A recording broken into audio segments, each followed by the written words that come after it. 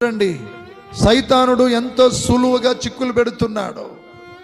ఈ రోజున నేను క్రైస్తవుడను, క్రైస్తవరాలను అనుకున్న చెప్పుకున్న వాళ్ళందరూ ఒక రోజున దేవుణ్ణి వదిలిపెట్టి వెళ్ళిపోతారు. వాళ్ళు దేవునికి దూరం అయిపోతారు. వాళ్ళు మరణము కూడా దేవునికి మనకున్న బంధాన్ని విడదీయకూడదు.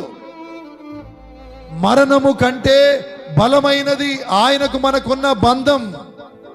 ఈ బాంధవ్యములను మనం మర్చిపోకూడదు.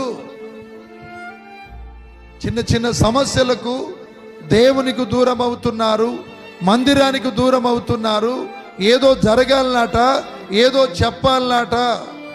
ఏం జరగాలి, ఏం చెప్పాలి?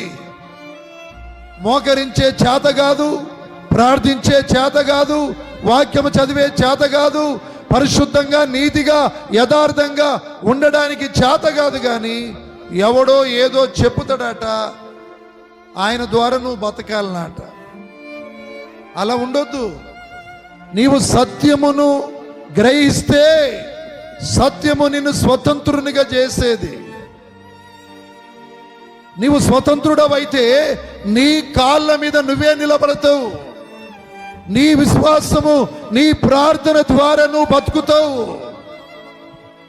ఇంకా దాసత్వములో నువ్వు ఉన్నట్లయితే అందరి పాస్టర్ల సలహాలు కావాలి నీకు. అందరు వచ్చి నీ ఇంట్లో అడుగు పెట్టాలి, అందరి చేతులు నీ తల మీద పెట్టాలి.